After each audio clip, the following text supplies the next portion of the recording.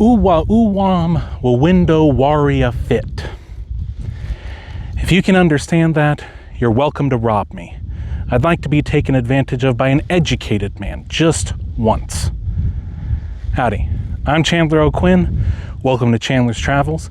In this episode, we are in the Panhandle, looking at the second battle of Adobe Walls. Hope you'll enjoy it.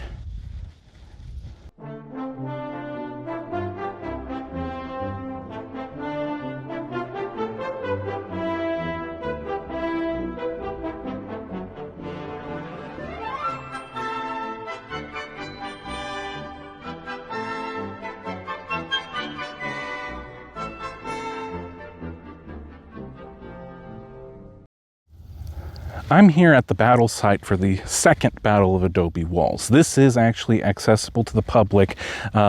It's just kind of sectioned off. It's actually part of someone's private ranch, but they have allowed the public to come to this portion only to see the monuments and see what used to be here. So behind me would have been a whole buffalo hunter encampment that I'll talk a little bit more later. But I wanted to set us up. How did we get to a second Battle of Adobe Walls? After the Civil War, there's the Medicine Lodge Treaty of 1865, and that got a lot of the bands of the Comanche, Kiowa, Arapaho onto reservations in what is now Oklahoma. But it promised them that they could leave the reservation, come into the Texas Panhandle to continue hunting, to hunt the buffalo that abounded here at that time, which was not a problem in 1865 because there were still millions of head of buffalo all across the plains. But 9-10 years later, there's now a buffalo hunting trade, and white buffalo hunters are going through and just laying waste to thousands of buffalo at a time, just for their hides, to take the hides off and their tongues, which were a tasty treat, but mainly the hides to get processed to be turned into leather to turn the wheels of the Industrial Revolution. So by 1874, Kansas, which used to have thousands, hundreds of thousands of buffalo every year, the herds were dwindling. So the buffalo hunters start coming into the Panhandle of Texas, the promised land to the Kiowa and the Comanche.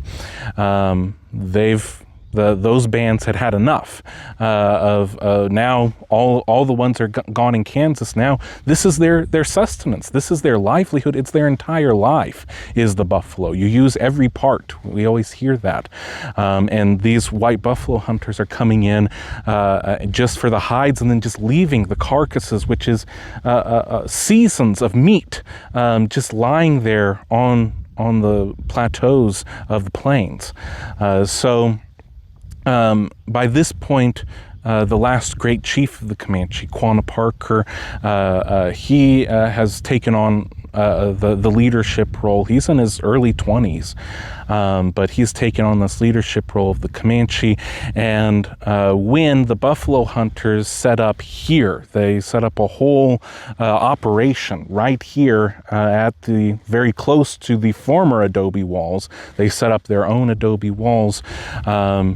The Comanche and Kiowa band together along with the Arapaho, a few others, to push the buffalo hunters out, and all white settlers that are in this part, even though the Comanche and Kiowa are supposed to be making their main residence in the reservation. They're not. And in fact, they're attacking other native groups like the Delaware and the Utes, who have Caddo even, who are on their own reservations in Oklahoma. The Comanche and Kiowa go after them, take their food supplies, and then come into the Panhandle once again and start taking on the settlers that are here.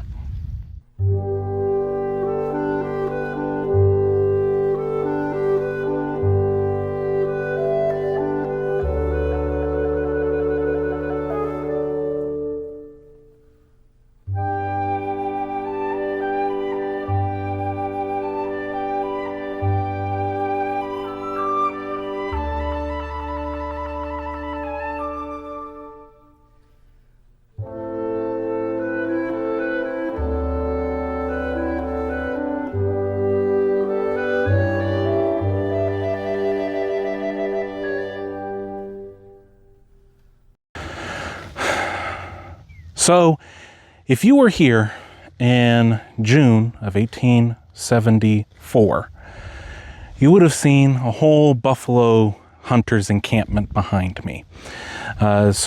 And it would have been pretty fresh.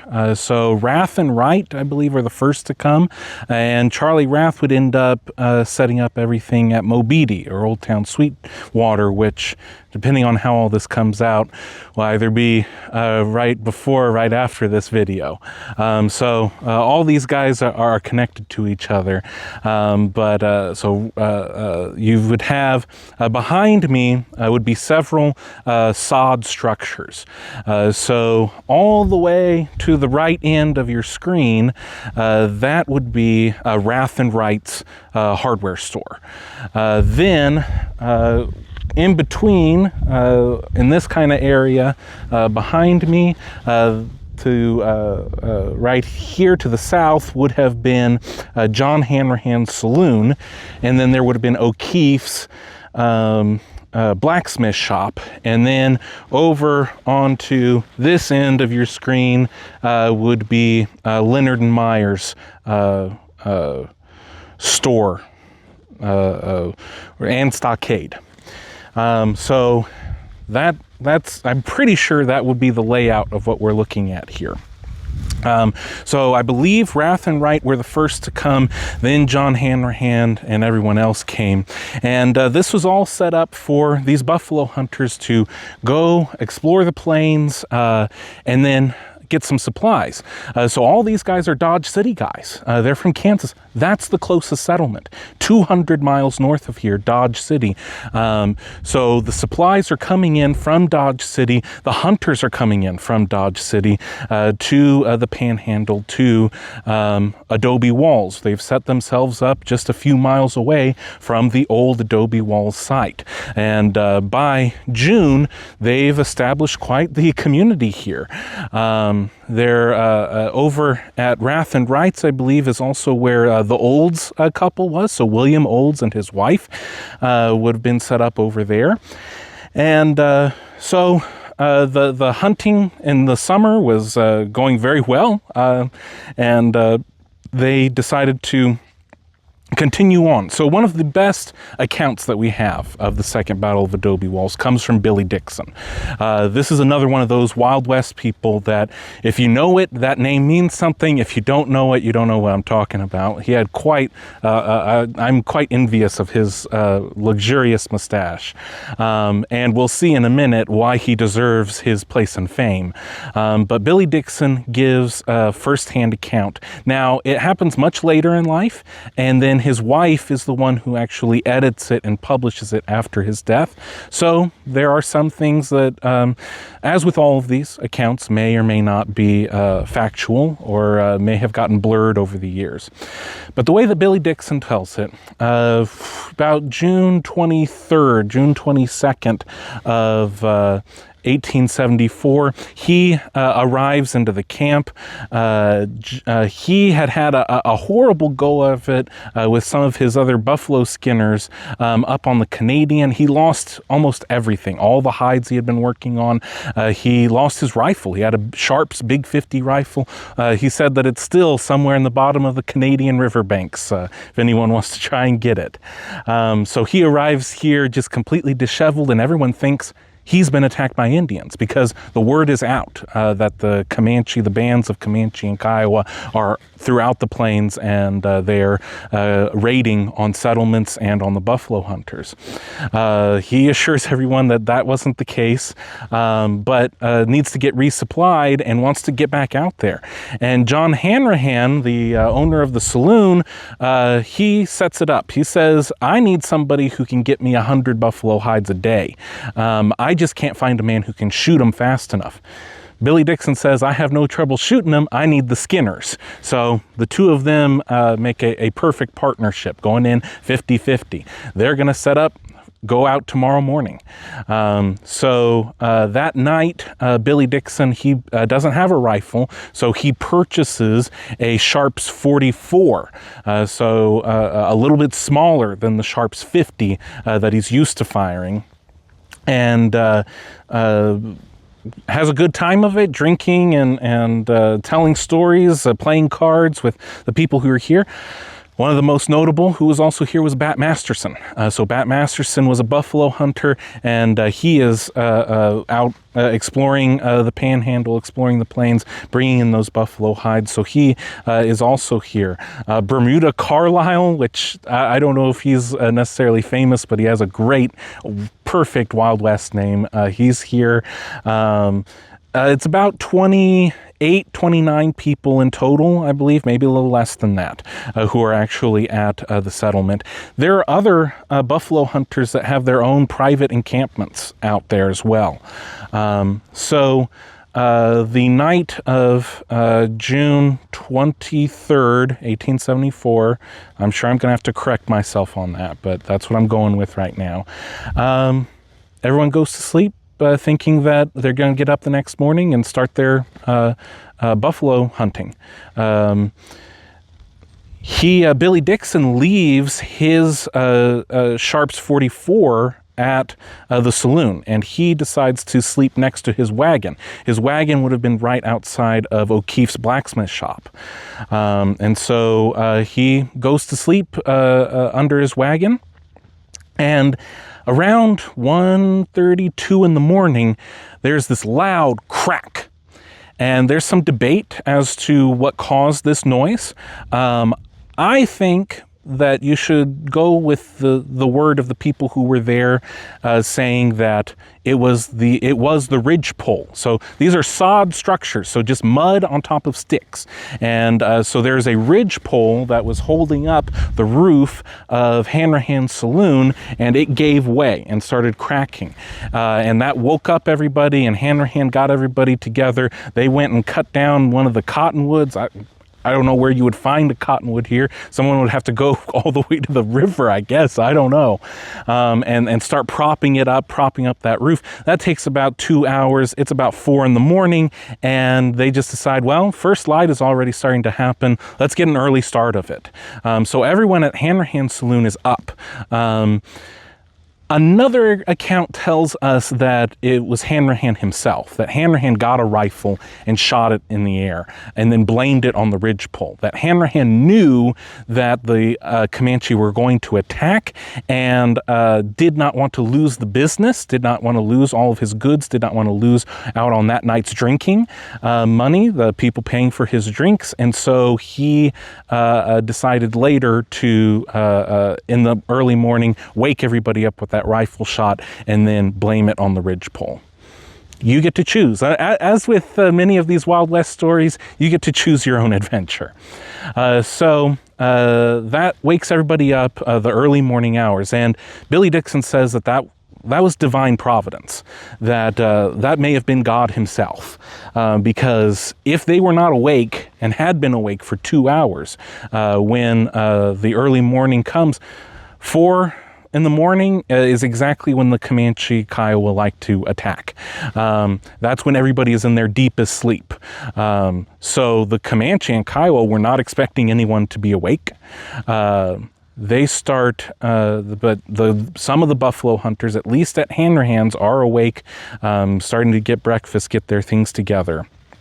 The others at Myers and Leonard's store, at Rath and at the Rath hardware store, they are not up. And there are other people, the Shadler brothers, they're in their wagon asleep. Dixon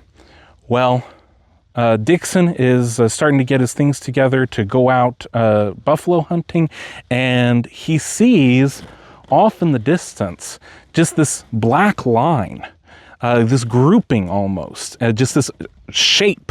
He can't really make out what it is, but it's coming towards him. And then it starts getting closer and closer, and then he starts to see colors. He says bright vermilion and ochre and red was painted on the horses, because the Comanche would paint all sorts of symbols on their horses and on themselves, and the plumage of all of their war bonnets. And so now, okay, he recognizes that that's a Comanche attack, but he thinks to himself that they're not coming to attack the fort, they're coming to raid horses and then get going again. So he ties down his horse. That's his first thought, not for his own safety, not to go find his rifle, but to tie down the horse. So he does that, ties him to the wagon. Then he thinks to himself, I better go get my rifle because I want to make sure I get some shots out at them because they're going to turn around so quickly that I'm not going to get a chance to fire at them. So he goes in, he gets his Sharps 44, he comes back out, he gets a couple of shots out, and then he sees they're not slowing down at all. And they let out this huge war whoop and then start coming in and just full gallop coming in to the settlement. Billy Dixon goes to Hanrahan's saloon. They've already barricaded the door. So he says that once he tried the door and it was locked, he said, I felt mighty lonesome. I can just imagine if you are looking to see the Comanche coming at you, already hearing whistles from the musket balls and bullets going past you, hitting some of the sod around you, and that door's not opening. Yeah, I guess feeling mighty lonesome might be a way to describe it. So he's pounding on the door, let me in, let me in. And they did get the barricade out, they opened the door, he collapses into the front door, and then I think it's Billy Ogden, he's all the way out there, and he makes a sprint for it to get in there. Billy Dixon says that if someone had a stopwatch, he would have broken the land speed record for making that sprint into Hanrahan's saloon. Closes the door, barricades it. So they are just using whatever they have on hand, sacks of grain and corn and old slabs of salt pork to barricade the doors of all of these places. Some of the others are starting to wake up with the bullets and the war whoops and everything. But they get really close. They start getting into the settlement. The Comanche knocking down doors or attempting to, hopping on top of roofs, firing in all directions. Whatever glass, they say that there was glass, which is really remarkable to me, but the glass of the windows was already all shot out, and all these buffalo hunters start opening fire on the Comanche.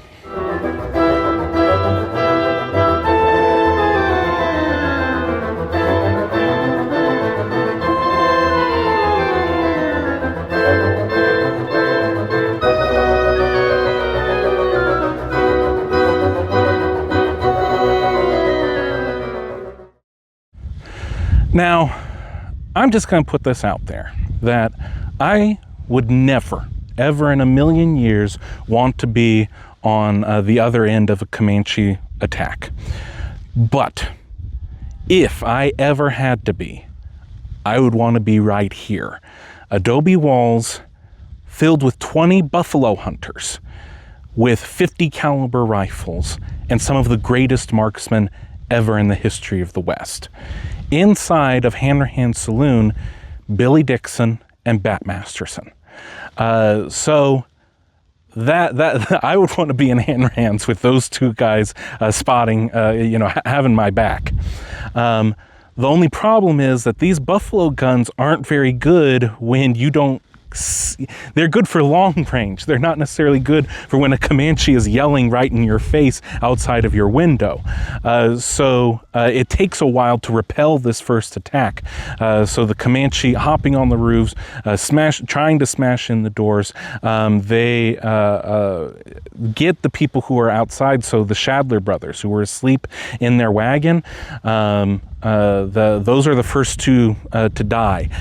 And it is said that their Newfoundland, their dog, put up such a great fight, barking and biting at them as they were as the Comanche were coming to attack the Shadlers, that the Comanche took the Newfoundland's scalp as well. And so they had the two Shadler scalps and some piece of fur from that Newfoundland as well.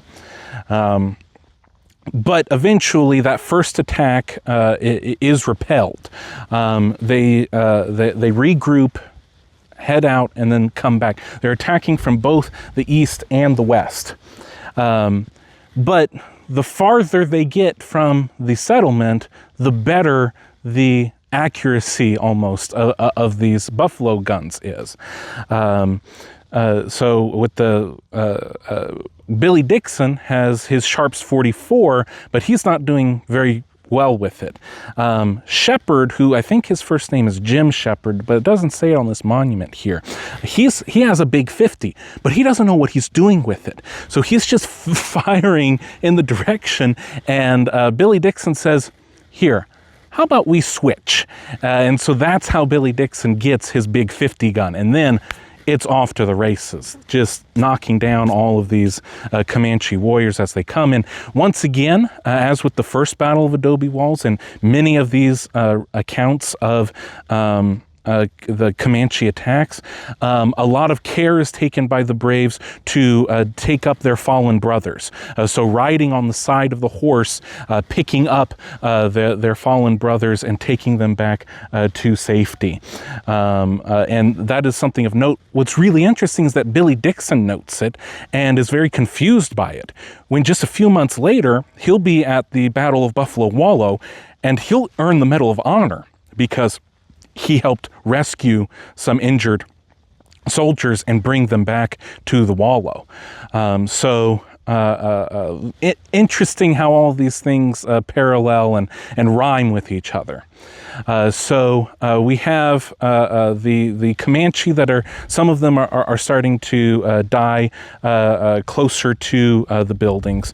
We have Billy Dixon has his big 50. He's shooting. Bat Masterson, I think, also has a big 50. He has this great, again, Bat Masterson, probably my favorite, although Ben Thompson is coming up close to being my favorite, but Bat Masterson is in the tops for Wild West figures. He's the youngest there, like 21 years old, in this Comanche fight. There's 700 of them. Now, accounts vary, and now some scholars are saying it was closer to 200. That's still a lot more than 20, but at least inside those walls, they think that there's 700 of them out there. Bat Masterson, cool as a cucumber, just aiming out the door, and he's saying, it's some sort of game, like, "Well, Mr. Indian, what do you think you're going to do today?" Pop. "See, Shep, did you see how I got him? No problem at all, no problem. All right, another Mr. Indian." Like he's Bing Crosby or something up there, just keeping his cool as he marks off all these guys. Then they start running out of ammo at Hanrahan's. They have repelled 2 or 3 attacks, and as the Comanches are regrouping, Hanrahan and Billy Dixon make a run for it back over to Wrath, the Wrath store, and they load up on their 50 caliber shells. Hanrahan decides to go back to his saloon. All this time, arrows and things are coming at them. And Billy Dixon, the boys that are in there are desperate. They have Mrs. Olds with them, and they're all concerned about her, that if she's taken captive, the horrible things that might happen to her. So they beg Billy Dixon, "Please stay here with us. That other building has Bat Masterson. We just have ourselves. We're buffalo hunters, but Billy, please stay with us." And so Dixon decides to stay at Wrath's for the rest of the battle.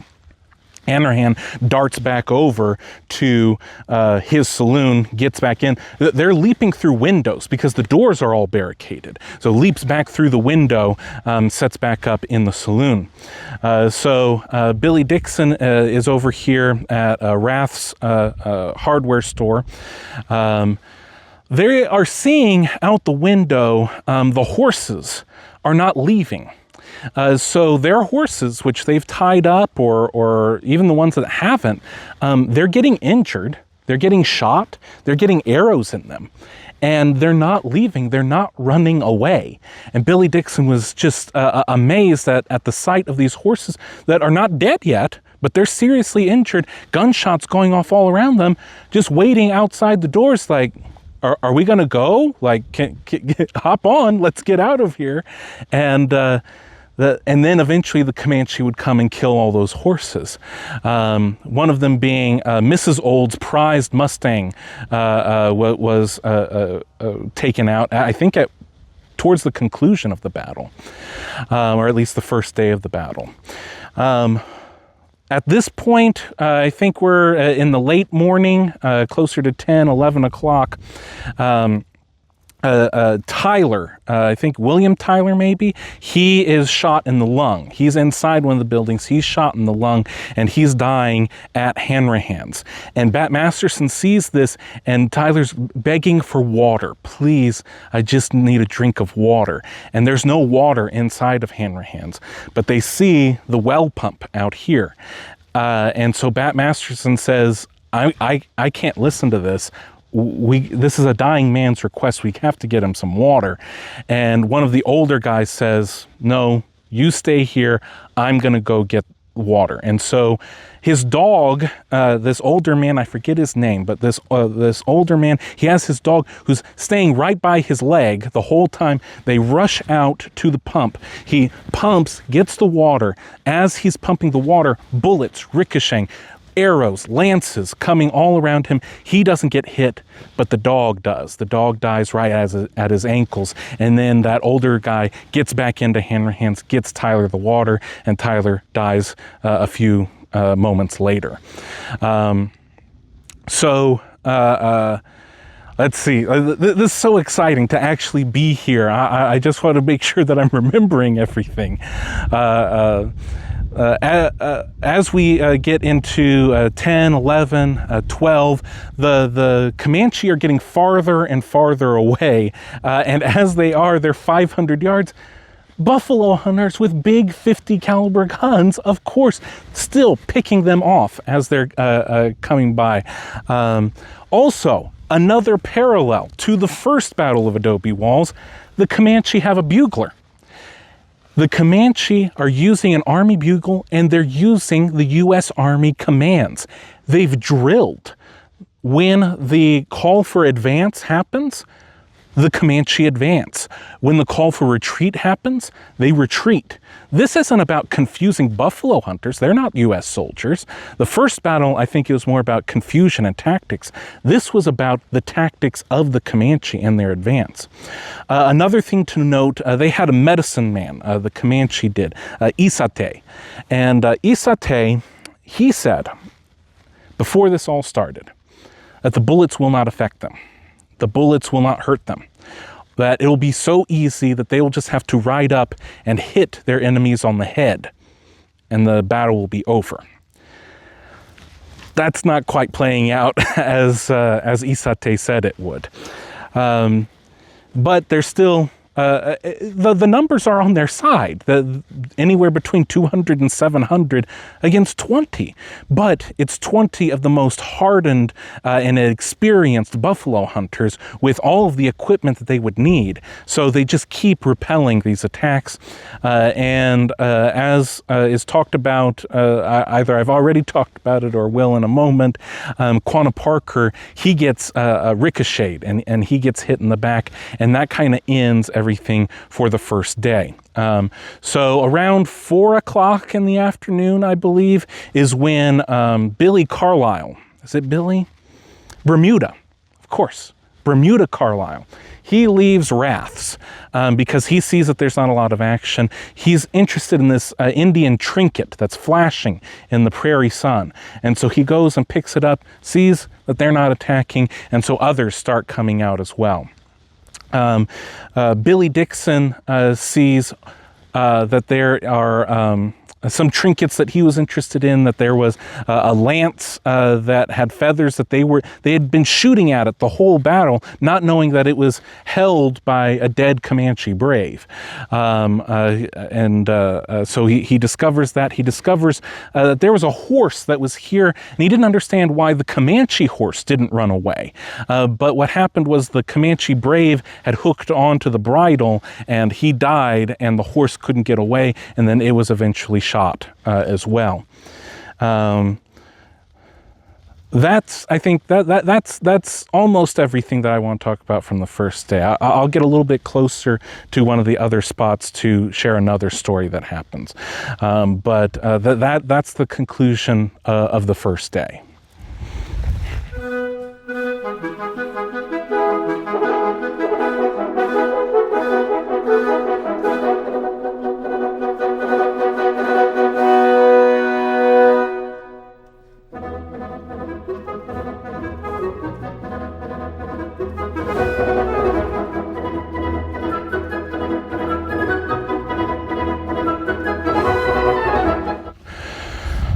There are a few interesting points in the battle that come from Quanah Parker's perspective.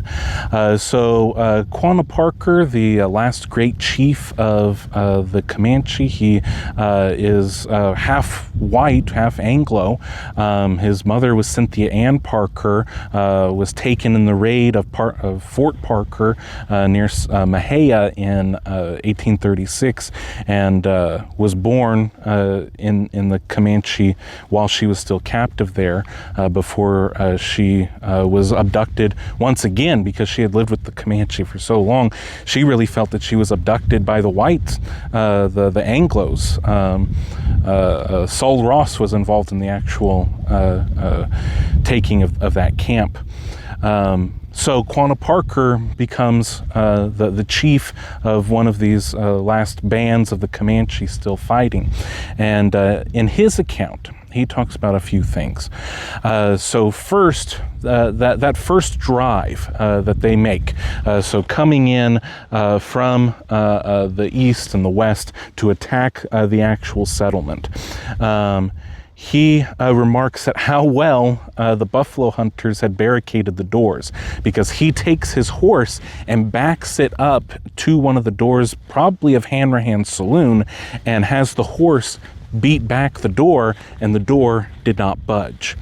He also talks in that first drive is when the two Shadler brothers are killed, and he talks about that Quanah Parker was he had his lance, and he is the one who dealt the death blow for one of the Shadler brothers in his wagon.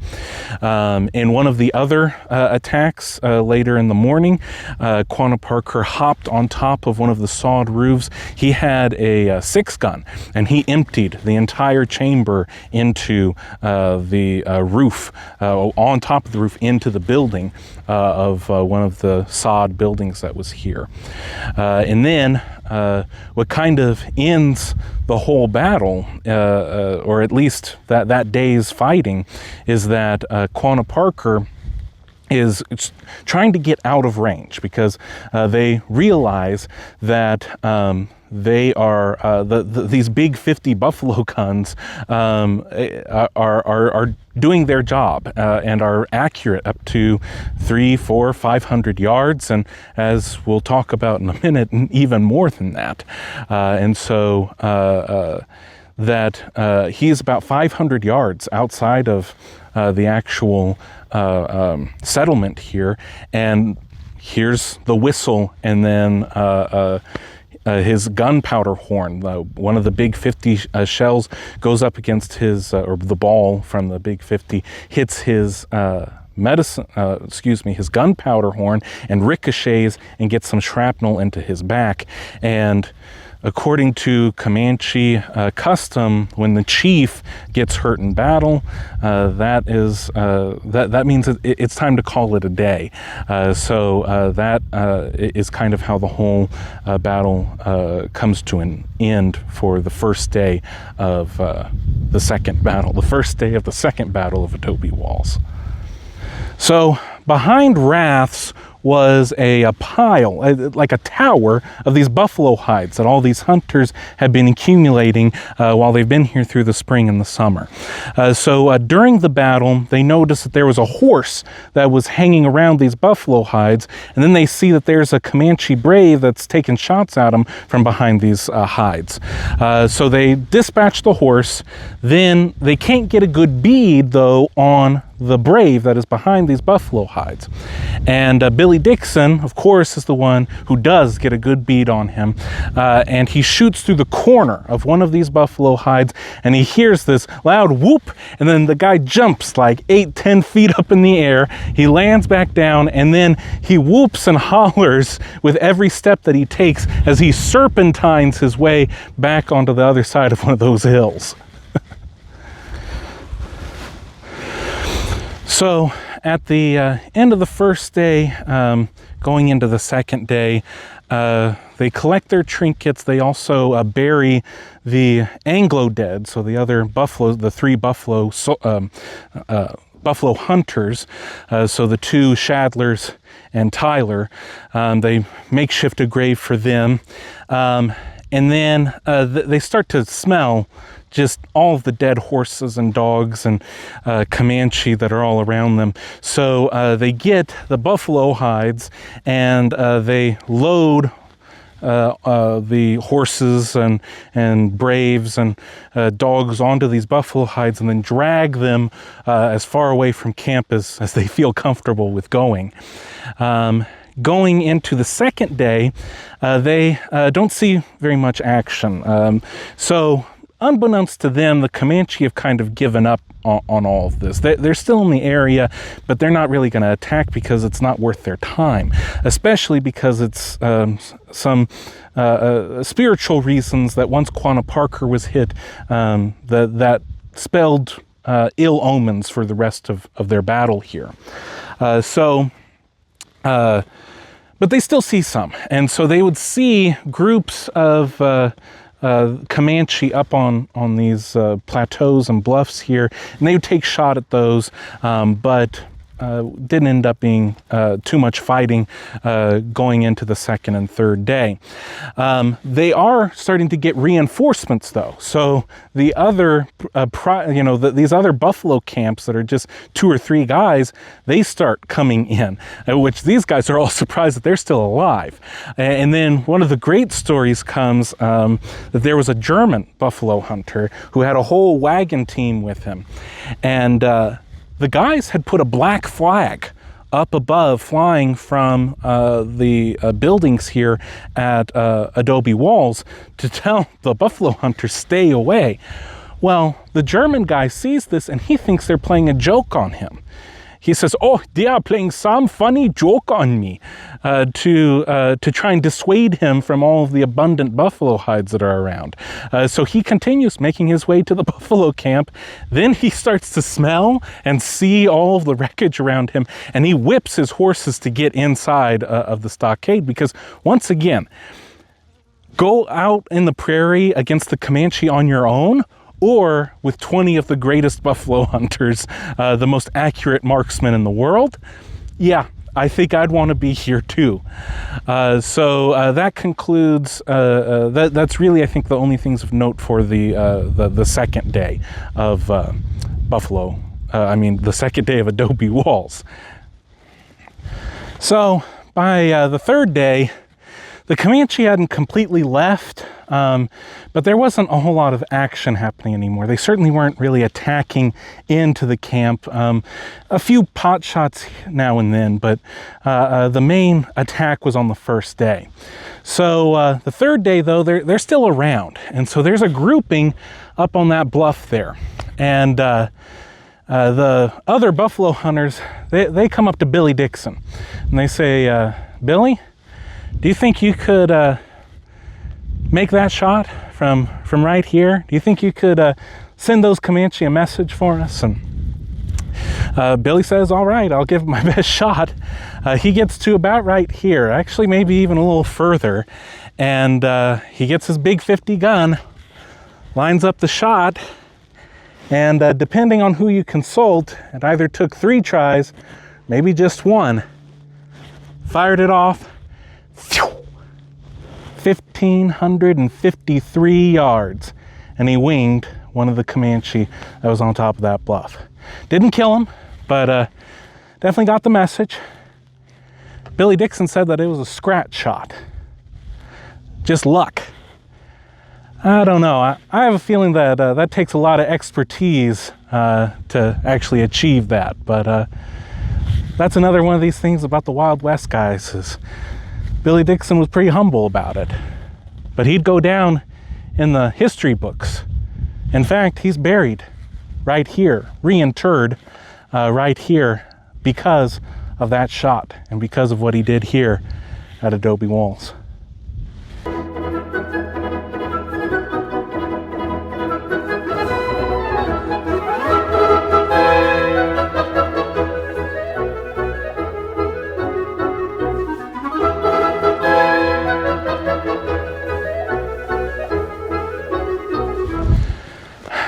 About day 4 or 5, they decide that it's safe enough to start sending people back to Dodge City, let them know what's happening, see if they can get some sort of response either from other buffalo hunters or maybe from the U.S. Army to come to Adobe Walls. So as the group is getting things together, they also decide that they should better fortify Adobe Walls. So they start making these sort of parapets. I'm not quite sure what the right word would be, but kind of shelters on top of the roof so that they could be on top of the roof and have better sight of what's happening all around them. So Rath and Wright's store over here, that's where the Olds family was. So William Olds and his wife. William Olds was working on these parapets. He had I think he had a big 50. Yeah, he had a big 50 with him. He starts climbing down the ladder and he loses grip of the big 50 and the gun goes off and it hits him headshot. And Mrs. Olds rushes in just in time to see her husband collapse at her feet. He would be the last of the Anglo casualties here at Adobe Walls.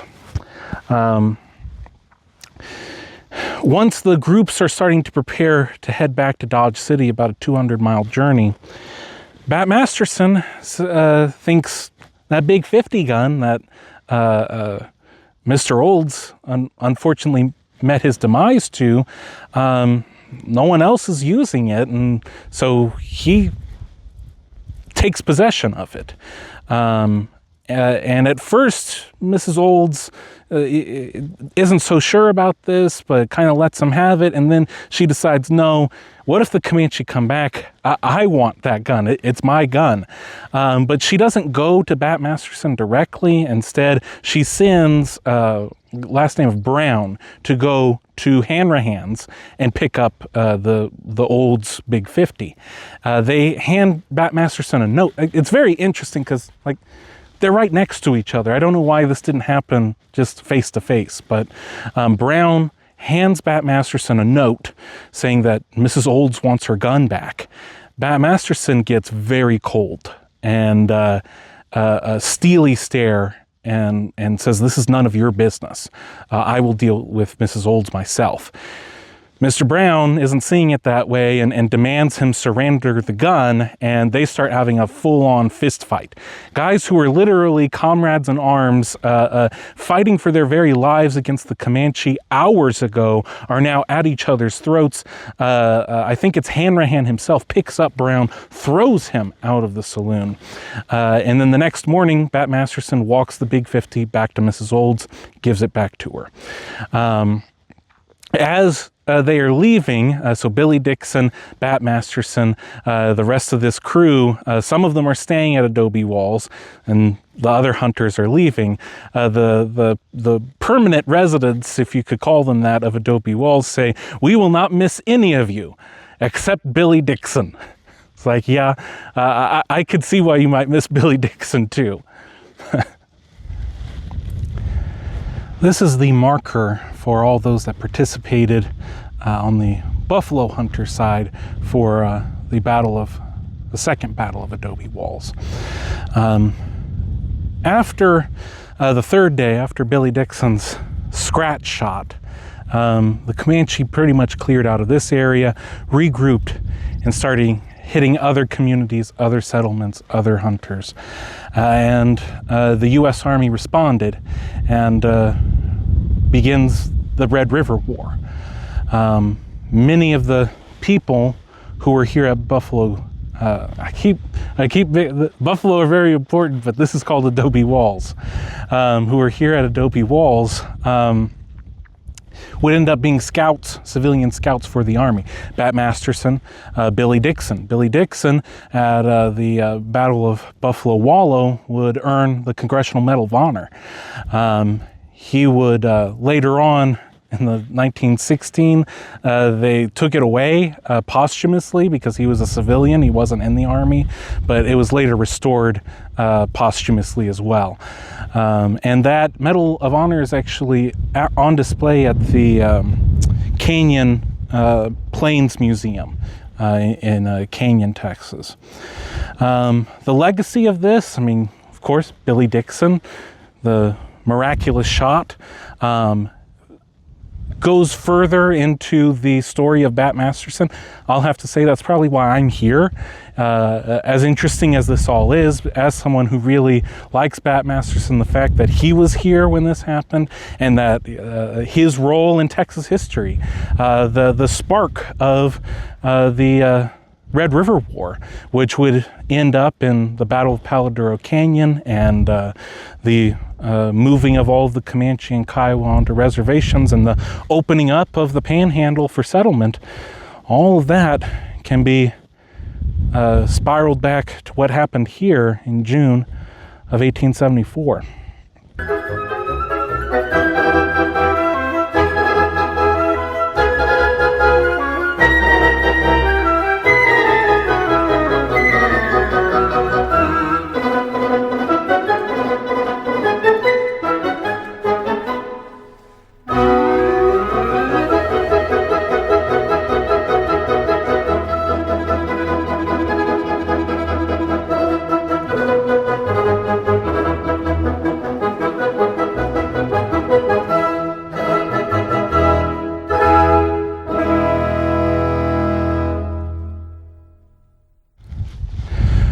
Well, the last important thing that happened here at Adobe Walls happens maybe about 10 years after the second battle, sometime in the late 1870s or 80s.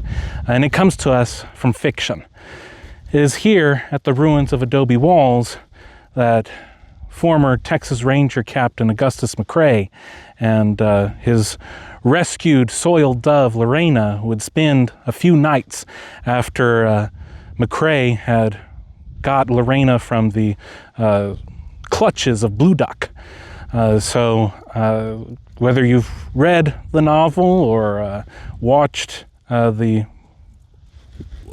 one of the best Westerns of all time, certainly one of the best Western miniseries of all time, Lonesome Dove, part of that story also takes place right here at Adobe Walls before McCrae and Lorena meet back up with the rest of the herd and make their way up the trail to Kansas and on to be the first Texas herd of cattle to reach Montana. Couldn't have left here without reminiscing about that scene. That pretty much wraps up this adventure at Adobe Walls. Thank you all so much for watching. As always, if you liked this episode, please make sure to hit that like button, smash that subscribe button, and ring that notification bell. All of those things help us in growing our audience so that I can take even more people along with me on my adventures. So thank you again for watching. Vaya con Dios.